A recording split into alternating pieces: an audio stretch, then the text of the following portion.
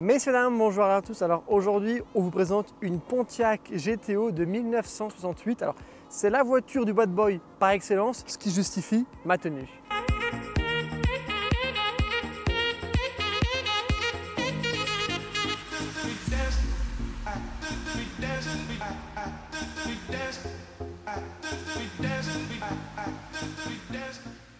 Tout commence en 1963. Alors à cette époque, les V8 étaient principalement utilisés pour que les ménagères aillent faire leurs courses au supermarché.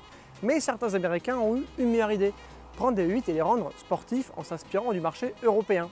Alors c'était également le but de cibler une nouvelle clientèle parce qu'on allait justement avoir les enfants du baby boom qui allaient être en âge de conduire et être majeurs.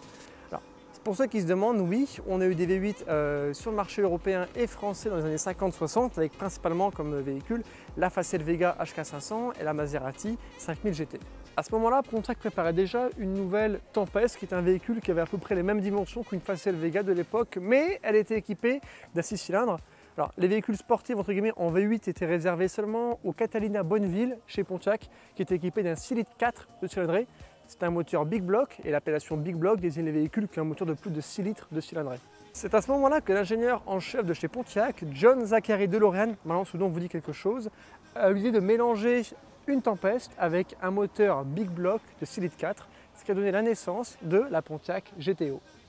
La puissance supportée à 325 chevaux ou 348 en fonction de la carburation et la carrosserie légèrement modifiée est rebadgée GTO qui signifie Grand Tourisme Homologato, en français homologué pour courir en grand tourisme avec un petit clin d'œil à Ferrari et ses berlinettes de l'époque. Il n'y avait qu'une seconde de différence sur un 400 mètres départ arrêté entre la Pontiac GTO et la Ferrari 250 GTO de l'époque, ce qui a fait que ce véhicule a un succès pratiquement immédiat et il a également lancé un nouveau mouvement qui s'appelle la voiture musclée, plus connue sous le nom de Muscle Car. En 1968, c'est un modèle complet Pontiac GTO qui a vu le jour avec la disparition du coupé pour avoir le choix entre l'hardtop et le convertible, avec également une évolution au niveau du moteur avec un passage à 350 chevaux avec option à 360 et 366. J'en ai fini avec l'histoire du véhicule, on va vous le présenter maintenant. On va commencer par le bouclier avant, je trouve que ça ressemble quand même pas mal à la Charger qu'on a fait il n'y a pas si longtemps. Par la suite, on va avoir sur les côtés les feux qui se rétractent, donc pareil, c'est exactement la même chose avec l'inscription GTO sur la calandre. La plaque en dessous, il y a un petit clin d'œil au niveau du proprio qui a marqué Bad Boy dessus, ça fait joli, je trouve ça sympathique. Sur le capot, on va avoir deux prises d'air au niveau du centre pour refroidir ce qu'on a en dessous. Sur les jantes, sur le côté, on est équipé de jantes en 16 pouces, bien chromées, bien américain. Je trouve que ça fait magnifique, ça lui va parfaitement bien. La petite touche rouge au milieu qui fait quand même un petit peu tout ressortir, je trouve ça génial. Avec le petit logo GTO sous le côté, ça fait sympa. Alors l'intérieur, j'y parle par la suite. Oh, j'ai oublié un truc sur le capot, très important, la petite bulle qu'on a ici. Je vous laisse deviner ce que c'est, vous avez 3 secondes. Allez, je vous laisse pas plus de temps, c'est le compteur. Alors, c'est très particulier et sur ce véhicule, le compteur est sur le capot. D'ailleurs, beaucoup de propriétaires s'en plaignent parce que dès qu'il y a un petit peu de pluie, on voit plus rien. Au niveau de l'arrière du véhicule, alors on va voir quelque chose de quand même très agressif, très américain, bien chromé. Petite chose par contre à part entière avant, sur les côtés, on va avoir le logo Pontiac qui va apparaître. Alors, ça ne s'illumine pas, mais je trouve ça très joli. Ce que j'aime bien aussi, c'est les grosses sorties qu'on a de chaque côté. Ça fait très impressionnant avec les feux en plein milieu. Je trouve ça magnifique. Je vous montre ce qu'on a au niveau du coffre. Alors, faire attention, c'est un peu capricieux. Direction d'un petit logo GTO qui est très joli. Et le coffre, c'est comme la Charger. On retrouve un grand coffre américain avec de quoi mettre énormément de choses. On aurait pu remettre quelqu'un dedans, mais cette fois-ci, on ne l'a pas fait. Je referme ça. Et maintenant, je vous propose de passer à l'intérieur. Alors l'intérieur de la Pontiac GTO, alors déjà première chose, c'est très joli, on a un intérieur crème complet et la porte y passe aussi avec en supplément 2 poignées de porte pour ouvrir et fermer les vitres. Alors la petite poignée qui sert pour la toute petite vitre et la grande qui sert pour la grande vitre de base. Après pour ouvrir la porte classique, c'est juste ici. Alors, au niveau de l'intérieur, quand on rentre, on est tout de suite accueilli par ce grand volant en bois comme le tableau de bord qu'on a juste ici qui rappelle un peu l'esprit qu'on avait dans la Dodge Charger. Juste derrière, on va avoir 3 compteurs avec à droite une horloge, au milieu la vitesse et à gauche simplement les voyants. Les tours minutes sont bien évidemment sur les capots. Ici, on va avoir des petits commodos à tourner avec les lumières, les essuie-glaces et ici de quoi mettre le contact avec la petite clé. À cet endroit-là, par contre, on va avoir la partie autoradio qui va être tout chromé avec un petit écran. Je trouve que ça fait très sympathique, j'aime beaucoup. Et là, on a une boîte à gants qui se verrouille, mais on n'a pas la clé avec. La boîte, c'est une boîte manuelle à 4 rapports, mais elle était également disponible en boîte automatique à 3 rapports. On va parler des places qu'on a à l'arrière parce que oui, on peut monter à 5 dedans.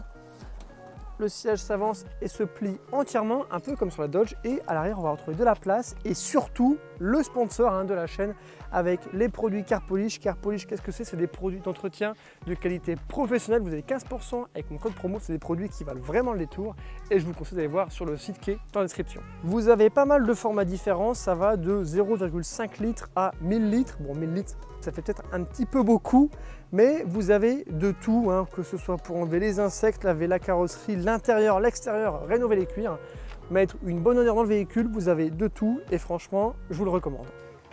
Je vous invite à partir faire un essai routier en compagnie du propriétaire et moi, j'enlève cette veste.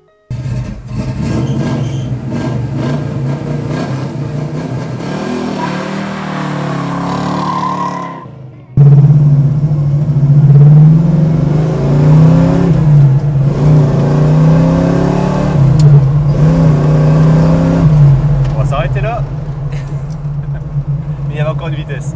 Il y avait encore une vitesse. Franchement, ça accélère même. Bon, en tout cas, Alexis, un grand merci de me permettre de faire un tour là-dedans. Alors, est-ce que tu aurais des choses à dire sur ce véhicule, justement? Écoute, c'est pas un des véhicules les plus connus. On parle toujours des Mustangs et autres. Celui-ci est plus discret. Il fait partie de. Enfin, ceux qui connaissent un peu les muscle cars, ils le connaissent, c'est sûr.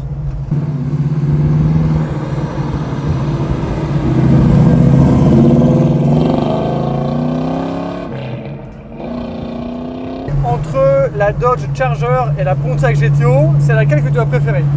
Alors, c'est deux voitures complètement différentes pour moi. On a quand même une voiture, la Dodge Charger, qui est une voiture qui est plus mythique, qui est plus connue, surtout plus voyante avec le côté orange vitamine C de la Dodge Charger. Ouais. Et donc, côté orange, vitamine C, voyant de la Dodge Charger, ok. C'est moins discret, c'est plus connu.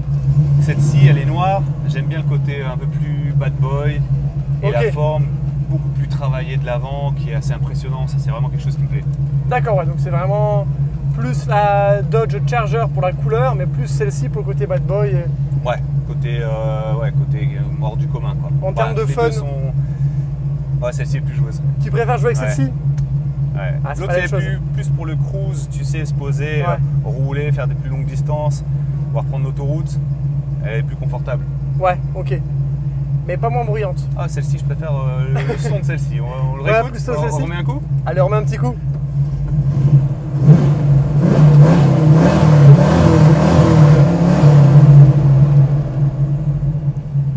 Bah, ça chante plus que bien. Allez, parfait. En termes de budget, c'est un véhicule qui cote entre 35 et 50 000 € en fonction de l'état du véhicule et du kilométrage. Pensez à me dire si la vidéo vous a plu, abonne-toi, mets un like et je te retrouve la semaine prochaine à 17 h.